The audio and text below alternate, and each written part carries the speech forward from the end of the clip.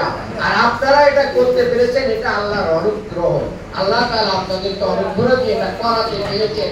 আপনাদের ভিতর থেকে সমস্ত ভয়ভীতি উঠাই দিয়েছিলেন। যদি আল্লাহ যদি ভয় সৃষ্টি করে দিতেন আপনাদের অন্তরে, তাহলে আপনারাও কি করতেন? পালিয়ে যেতেন, যেভাবে হেলিকপ্টারে করে গুলি চালানো হচ্ছিল নাকি। আলহামদুলিল্লাহ, শহীদদের সংখ্যাও এই এলাকায় বেশি, আহতদের সংখ্যাও এই এলাকায় বেশি। এই জন্য সারা বাংলাদেশে যখন বলা হয়, তখন আমাদেরকে জিজ্ঞাসা করা হয় রায়েরবাগ, তারপরে শনির আখড়া, মাতোয়াইল, সাইনবোর্ড, এই এলাকায় কি আপনাদের ঘাঁটি? তা আমরা তখন কি বলি?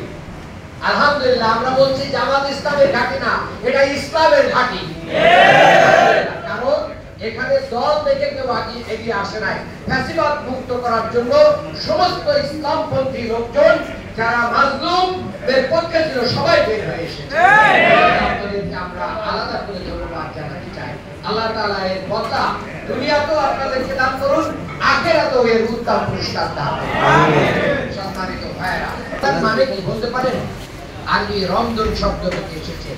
এর অর্থ হচ্ছে জ্বালিয়ে পুড়িয়ে সারকার। কি করা? আগুন ধরায় দিলে কি হয়? জ্বালাই পোড়াই সারকার ভস্ম হয়ে যায়, তাই না? আর রমাদান মাসটা গরমকালে হইত, এত বেশি গরম হইতো যে পিপাসায় সব মানে শুকায় আসতো মরুভূমির অঞ্চলে।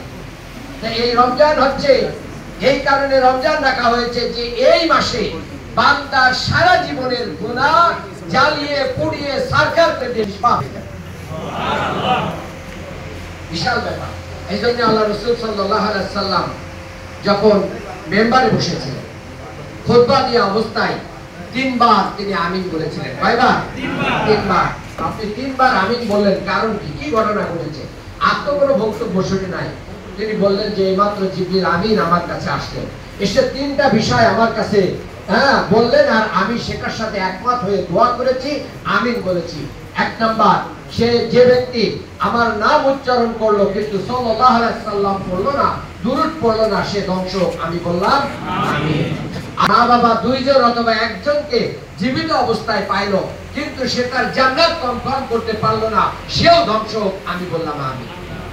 আল্লাহু আকবার। মা বাপ কার কার আছে এখানে? একটু হাত তুলে তো দেখি। মা বাপ যে কোনো 1 জন হলেও হবে, 2 জন হলেও হবে। আর আমার হাত উঠানোর কায়দা নেই, আমি 2 জনকে হারিয়েছি। 3 নাম্বার, যে ব্যক্তি রমজানের রোজা পায় অথচ তার গুনাহ খাতা মাফ করায় দিতে পারলো না, সেও ধ্বংস। আল্লাহ রাসূল সাল্লাল্লাহু আলাইহি ওয়াসাল্লাম বললেন আমিন। বলছেন যে রোজার মাধ্যম দিয়ে ব্যক্তি এমন ভাবে নিষ্পাপ হয়ে যায়, যেমনি ভাবে একটা বাচ্চা আজকে জন্মগ্রহণ করলে কি হয়ে যায়? নিষ্পাপ। তা ওয়ালাদাত উম্মু, মনে হয় যে আজকে তার মা তাকে জন্ম দিয়েছে। একজন রোজাদারের সব গুনাহ মাফ করে দেন। যে কষ্ট করে না খেয়ে সংযম অবলম্বন করে হালাল জিনিসকে হারাম মেনে নিয়ে দিনের বেলায় ভোগ দখল, তারপরে খানা পিনা, স্ত্রী সহবাস সবকিছু থেকে বিরত থেকে সে আল্লাহর আনুগত্যের কাছে নিজেকে শপথ করে দিয়েছে, এই কারণে আল্লাহ তাকে কি করে দেবেন? নিষ্পাপ করে দেবেন। এখন প্রশ্ন হচ্ছে, আমরা কি রোজার হক আদায় করি? আমাদের রোজা কবুল হয় কিনা? কার রোজা কবুল হবে? আল্লাহ তাআলা মানে কয়েকটা আল্লাহ রাসূল সাল্লাল্লাহু আলাইহি ওয়াসাল্লাম এই ব্যাপারে বলেছেন, যে ব্যক্তি রমজান মাসে রোজা পাইল কিন্তু যে মিথ্যা, অন্যায় এবং অশ্লীলতা পরিত্যাগ করল না, মাল্লাম ইয়াদা কাওলা যুর,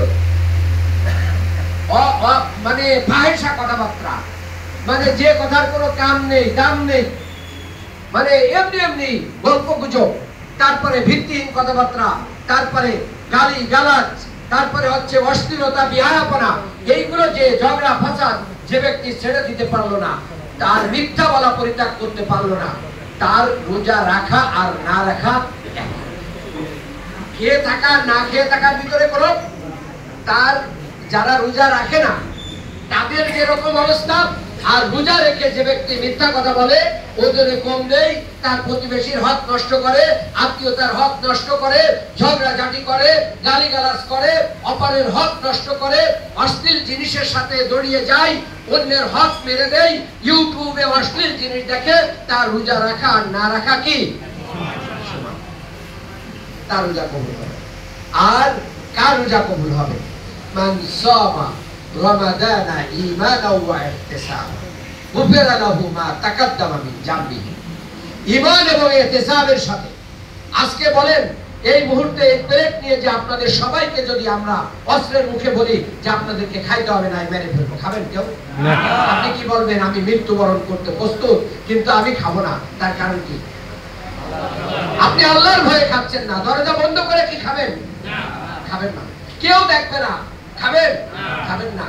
তাহলে যে ট্রেনিং আমাদেরকে দেয়া হচ্ছে সেই ট্রেনিং এর মাধ্যমে আমাদেরকে বলে দেয়া হচ্ছে বাকি 11টা মাস তুমি একটা মাস হালাল জিনিসের পরিত্যাগ করার ট্রেনিং নিয়েছো। এই খাবার হালাল না হারাম? এই হালালটাই পরিত্যাগ। বিবাহিত স্ত্রী হালাল না হারাম? এটাই আমি দিনের বেলায় কি করেছি? পরিত্যাগ করেছি। তাহলে বাকি 11 মাস হারাম জিনিসের ধারের কাছে একজন রোজাদার যেতে পারে না? পারে না। এই মাসে শয়তানকে বেঁধে ফেলা হয়, জাহান্নামের দরজাকে কি করা হয়? বন্ধ করে দেওয়া হয়। আর আমাদের মানুষ শয়তান তো বাঁধা হয় না। এটাই একটা হারাম কাজের সাথে আপোষ। আমি এই $11 ট্রেনিং হচ্ছে রমজান মাস। আর এই মাসে কেন এত মর্যাদা বলেন? শ্বশুর বাড়িতে জামাইয়ের মর্যাদা আছে না নাই? বলেন। আমার বাপ ভীত হয়ে গেল, বাপের অনেক মর্যাদা। হ্যাঁ, দুলোভাই আসছে, মানে খুব ব্যতিব্যস্ত হয়ে যায়। তো দেখেন এই মাসের মর্যাদার মূল কারণ কি? মূল কারণই হচ্ছে আল কোরআন। এই মাসে কি নাযিল করা হয়েছে? আল কোরআন নাযিল করা হয়েছে। কোরআনের কারণে এই মাস হয়েছে। আর এই মাসে কোরআনের রাজ প্রতিষ্ঠার জন্য আজকে কত রমজান? হ্যাঁ,